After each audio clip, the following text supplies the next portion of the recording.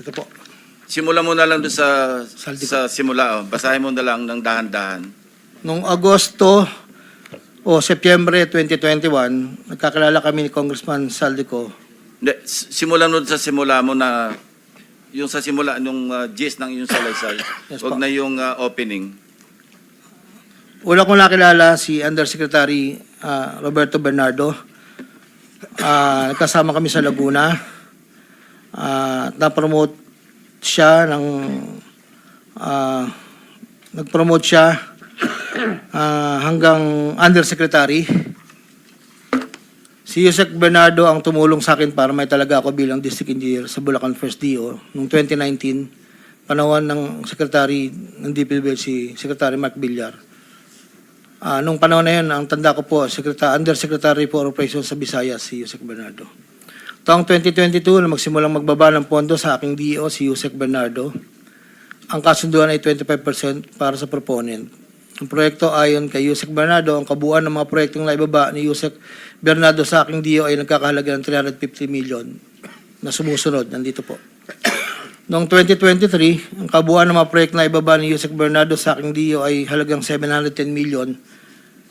Mula sa halagang ito, 450 million ang pumasok sa NEP, 260 naman po ang sa GAA.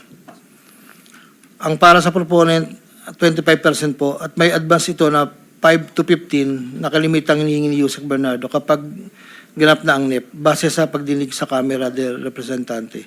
Samantala, ang pondong na BICAM ay may advance payment na 5 to 10 na kalimitang hinihingi matapos ang deliberasyon ng BICAM at ang balansa ay babayaran pagbuo paglabas ng GAA. Ang detalye ng mga proyekto ay nandito po. Noong taong 2024, may kabuuang pondo na 3.3 billion, 150 sa NEP, 300 million sa GAA, 2.85 sa UA. Nang naipababa ni Yusek Bernardo sa aking DO, muling nagpatuloy ang 25% na bayad sa proponent ng mga proyekting to na binibigay ko Yusek Bernardo. Tulad ng 2023, ang usapan ay mayroon ding advance payment, depende na lamang kung ito NEP o GAA. Kaya limitang inutusan ko ang aking driver na dalhin ang proponent kay Yusek Bernardo, minsan po sa parking ng Diamond Hotel. Ang detalye ng NEP 2024 ay may andito po nakasulat po. Ayon kay Yusek Bernardo, ang GAA insertions ng 2024 na magkakalaga ng 300 para po 300 million na para kay, sabi niya po sa akin, para kay Senator Bong Revilla na noon ay kumandidato bilang senador para sa 2025. Sinabihan ako ni Yusek Bernardo, Henry, kay Sedbong yan, baka gusto mo tumulong sa kanya. Dagdagan mo ang proponent ko na bahala. Sinabi ko kay Yusek Bernardo, sige po boss. Kaya po imbis na 25, naging 30 ang naging proponent. Doon po sa 3 project na nakalagay po dito.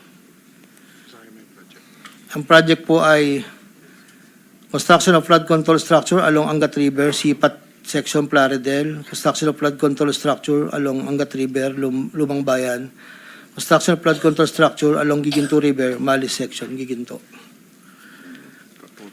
Ang total po ay 300 million po. Yun po ay ayon kay Yusek Bernardo. At nalumabas naman po ito sa GAA at UA. Kinaklaro ko na wala akong alam o personal knowledge kung paano nakuha ng first star ang pondo at kung sino ang kausap nila para masiguro ang pagkuha ng pondo. Hindi po ako knowledgeable doon. Basta nagbibigay lang po ako ng listahan.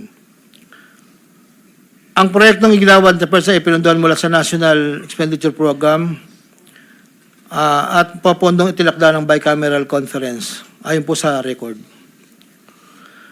Ito pa po, mayroon pong 2022, si Commissioner Mario Lipana po ay nanghingi rin po sa akin ng listahan. Taong 2023, nakapagbaba po siya sa UA ng 500 million. 2024, 400 million. 2025, 500 million. Wala akong personal knowledge kung paano nila nakuha ang pondo at kung sino kausap nila. Ang listahan ng mga proyektong naipasok ni Comlipana ay nakalakip sa sinumpang salaysay sa annex po. Andito po lahat yung detalye.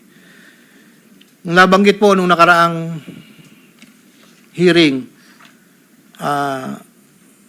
former Congressman Mitch Kaayon, noong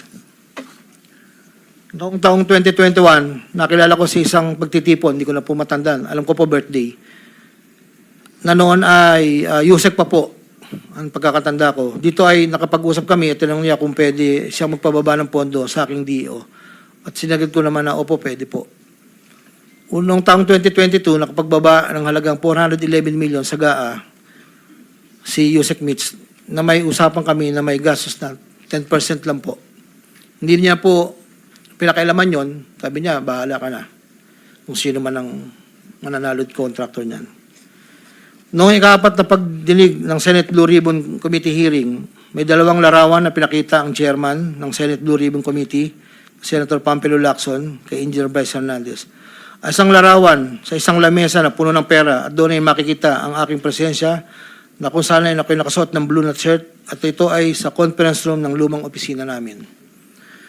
Para po sa kalaman, lahat po ng pera na yon ay para sa BICAM ni Kong Saldi, 519 million na may 20% proponent noong 2022. Ito po ay galing sa iba't ibang mga kontraktor na nakuha ng mga proyektong naipababa ni Congressman Saldi. Ang pangalawang larawan naman po ng pera na nakasalansan sa isang bilyaran ay para sa proponent ng 2023 na 5.79 billion na dadalhin namin kay Kong Saldi na sa aking pagkaalala ay nagkakalaga ng 579 bilang 10% advance payment. Aking nireserba ang aking pagpasa sa karagdagang sinumpang salaysay kung sakaling ito ay mabibigyan muli ng pagkakataon. Ginagawa ko ang sinumpang salaysay na ito upang pakita ang aking kusang loob na pakipagtulangan sa sinasagawang bisyo sa Senado, sa House of Representatives at iba pang ahensya ng pamahalaan, kaugnay ng mga anomalyang proyektong DPWH, at upang matuluyang palagutin lahat ng mga taong sangkot.